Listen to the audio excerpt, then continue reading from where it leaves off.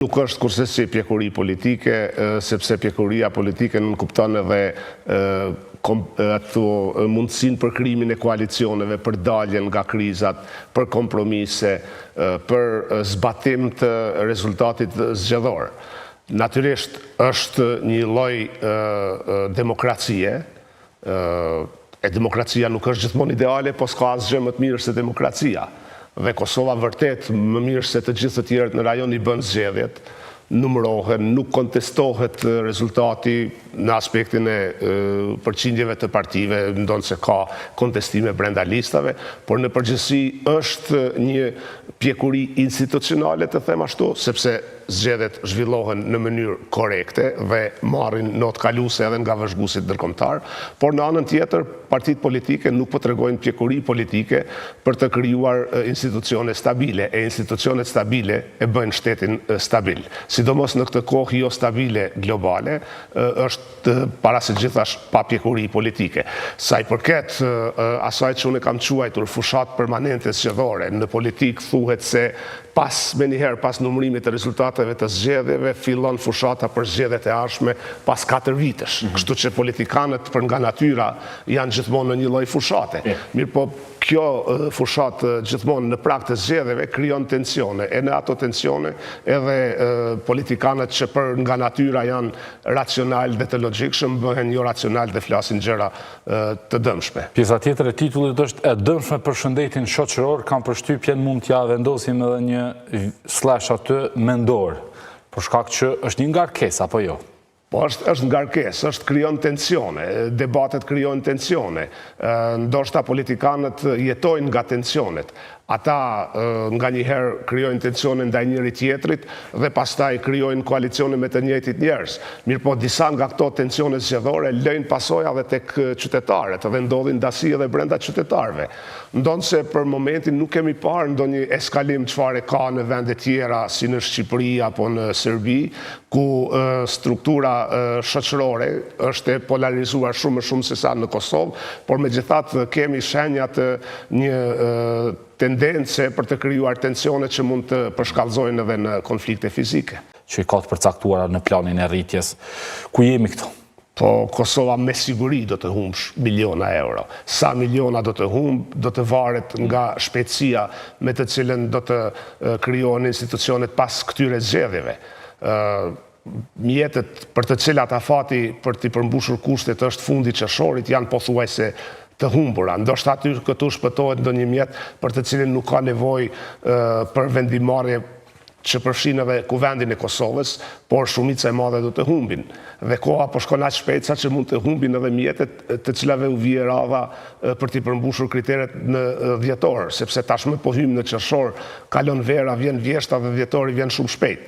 Me ritmin me të cilin janë zhvilluar ngjarjet në Kosovë në këto 2-3 vitet e fundit, nuk mund të kemi ndonjë optimizëm se diçka do të ndryshojë për të mirë shumë shpejt. Kështu që ne do të humbim jo 10, po ndoshta edhe 100 miliona euro. Mbi 90 milion euro. Mbi 90 milion euro tash në qershor, ndërsa 165 milion euro në dhjetor, që së bashku bëjnë mbi 260 milion euro, e pastaj vjen viti 2027 që në fakt është viti kur do të duhet të skadojnë të pakoja e rritjes për të gjitha vendet e rajonit të Ballkanit. E Kosova i ka në dispozicion mbi 800 milion euro.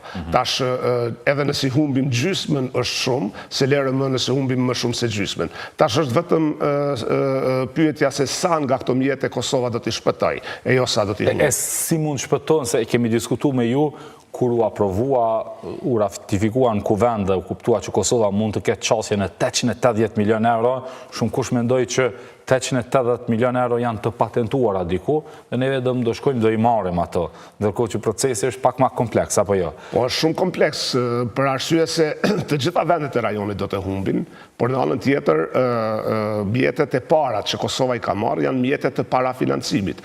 Për to nuk ka nevojë të përmbushen kriteret të caktuara, pos që të ratifikohet marrëveshja, dhe këtë e ka bërë me shumë vonesa, me vonesë prej më shumë se një viti, kuvendi i Kosovës në atë fazë sa kishte për një kohë të shkurtër kuvend, u ratifikua dhe kaloi dhe i morëm disa para të parafinancimit. Mirë po tash për këste tjera duhet raportim se janë përmbushur hapat, pas raportimit kërkesa për pagesë, vlerësimi komisionit dhe pagesa. Shqipëria i ka bërë 3 të tilla, Kosova nuk e ka bërë asnjë. Do të thotë, kështu që... Arsyetimi është që ka mungesë kapacitetesh zbatues apo jo? Jo, nuk ka arsyetim, faktikisht arsyetimi është i qartë, nuk ka institucione që mund t'i zbatojnë. Do të thotë, me qeveri teknike, në fushat zgjedhore, me mungesë të kuvendit, dhe të grupeve punuese në kuvend nuk ka mundësi të përmbushin kushtet.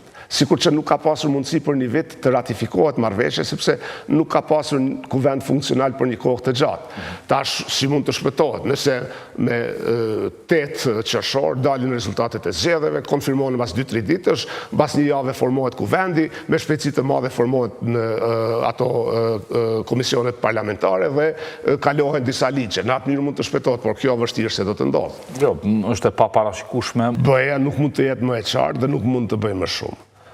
As kusht tjetër nuk mund të bëjë më shumë. Më parë kanë bërë më shumë duke u përfshirë në mënyrë direkte. Nuk jeni në gjendje ta zgjedhni presidentin, ne u tregojmë se kënd do ta zgjedhni. Tash ata nuk duan të ndërhyrë. Nuk ka më zarfe. Jo, nuk ka më zarfe, nuk ka më ndërhyrje, nuk ka më tifozlek ndërkombëtar se na pëlqen ky, nuk na pëlqen ai, dhe vërtet e kanë dëshmuar. Ndoshta edhe në Kosovë kanë pritur ndërhyrjen nga jashtë, sepse në Kosovë për vite është krijuar një lloj kulture e varësisë. Ndonë se kemi shpallur pavarësinë dhe duam të jemi të pavarur, jemi mësuar edhe me një lloj varësie, sepse na ka pëlqyer nganjëherë ndërhyrja nga jashtë për t'i tejkaluar mospajtimet e brendshme. Mirë po, ndërhyrje të tilla nuk ka pasur dhe nuk do të ketë. Krejt çka mund të bëjnë ftesat që kosovarët vetë t'i tejkalojnë këto probleme, me tejkalimin e këtyre problemeve të dëshmojnë një pjekuri e më pas të jenë më të gatshëm edhe për të avancuar bashkëpunimin ndërkombëtar jo vetëm me Bashkimin Evropian, por edhe me vendet individuale, sepse në mungesë të njohjes nga organizatat ndërkombëtare siç është BE-ja dhe NATO-ja, Kosova duhet të forcojë raportet individuale me ato shtete që kanë njohur dhe duan të bashkëpunojnë. Këtë po e bën në një mënyrë, por duhet ta bëjë edhe më shumë. Dhe në rrethanat të krizës së brendshme politike, jo stabilitetit institucional,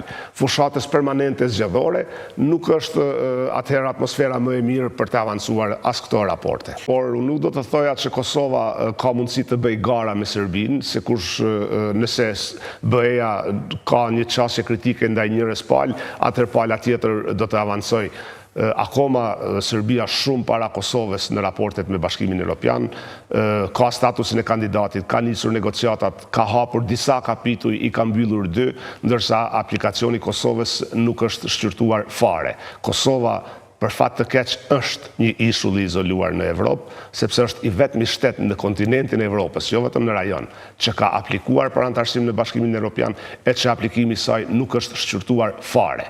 Prandaj, për fat të keq jemi ishull i izoluar sa i përket kësaj, sepse procesi zgjerimit fundit matet me hapjen e kapitujve, mbylljen e kapitujve, mbylljen e negociatave dhe anëtarësimin.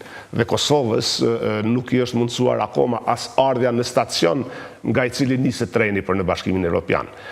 Ajo që i ka ndodhur Serbisë, pjesërisht për shkak të raporteve me Kosovën, por më shumë për shkak të raporteve me Rusinë dhe për shkak të problemeve të brendshme me sundimin e ligjit, është se edhe Serbia për më shumë se 4 vite nuk ka bërë asnjë avancim në procesin e integrimeve evropiane, sepse nuk ka hapur më asnjë kapitull. Por nga ana tjetër, Serbia i ka përmbushur kushtet dhe ka marrë pagesa nga plani i rritjes për Ballkanin Perëndimor dhe ka bërë kërkesa për pagesa të reja, e këto kërkesa janë duke u shqyrtuar tash. Të themi se në rastin e Kosovës dhe Serbisë, përpos kushteve tjera që duhet plotësuar për të marrë mjetet nga plani i rritjes, parakusht është edhe progresi në raportet, në normalizimin e raporteve mes Kosovës dhe Serbisë.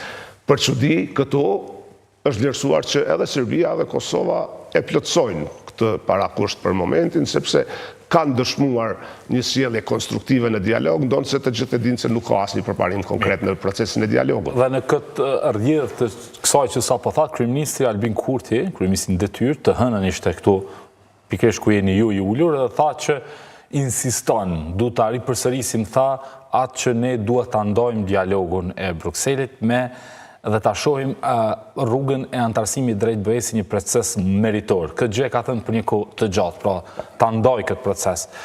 Ndonë se nuk ka rezultuar kjo si kërkesë për vite që ka gjetë vesh në Bashkimin Evropian. Po, një kërkesë e tillë ndoshta mund të ketë ndonjë mirëkuptim nga aspekti i logjikës. Mirë, po Bashkimi Evropian nuk mund ta mbështet për arsye se bie ndesh me abecedën e politikës së Bashkimit Evropian ndaj rajonit të Ballkanit Perëndimor.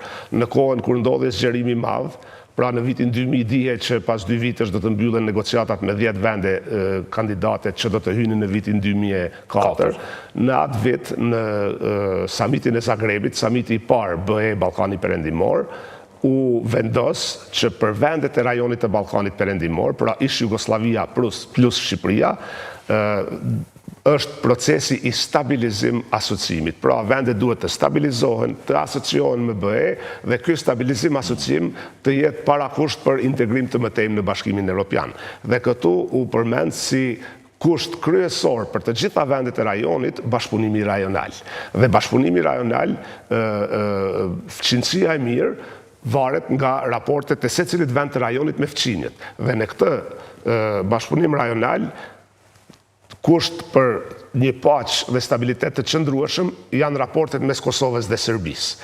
Prandaj, dialogu shihet si vegël për të normalizuar raportet, normalizimi i raporteve si dëshmi e gatishmërisë për bashkëpunim rajonal dhe bashkëpunimi rajonal si plotësimi i një parakushti për të avancuar në procesin e integrimeve evropiane. Prandaj Bashkimi Evropian po ta bënte këtë, atëherë do të bënte një ndryshim dramatik në çështjen ndaj rajonit të Ballkanit Perëndimor. Në raportet e progresit për secilin vend të rajonit të Ballkanit Perëndimor ekziston gjithmonë një kapitull i veçantë ku matet bashkëpunimi rajonal, bashkëpunimi i secilit vend me secilin vend dhe i secilit vend të rajonit me fqinjet që janë në Bashkimin Evropian. Kosova është i vetmi vend i rajonit që nuk ka fqinj që janë antar të Bashkimit Evropian, përderisa të gjithë të tjerët kanë së paku një fqinj apo dy që është antar i Bashkimit Evropian. Dhe aty vlerësohen edhe raportet e tyre me ato. Pra, jepet një notë se a janë duke i plotësuar ato kushte apo jo. Prandaj do të thotë edhe Serbia nganjëherë ka thënë që Serbia po kushtezohet për shkak të Kosovës dhe po dënohet Serbia për shkak se Kosova nuk është e gatshme për kompromise në dialog. Do të thotë edhe Serbia do të ishte interesuar që dialogu të mos shihet. Mirë po, nëse BE-ja mendon ta avancoj dialogun, nuk sheh asnjë mundësi tjetër për të bërë presion ndaj palëve, pos duke e kushtezuar progresin e integrimit të tyre në BE me zbatimin e obligimeve nga dialogu. Vetëm të rikujtoj se për Serbinë ekziston edhe obligimi formal i përmbushjes së këtij kriteri në kapitullin 35 në kornizën e negociatave të antarësimit. Pra, bile për Serbinë pikërisht ky detyrim është shfrytëzuar nga BE-ja për të thënë se zbatimi i marrëveshjes së Brukselit është ligjërisht obliguesi për Serbinë, ndonse nuk është një marrëveshje ndërkombëtare e nënshkruar dhe e ratifikuar si marrëveshje klasike ndërkombëtare. Mirë.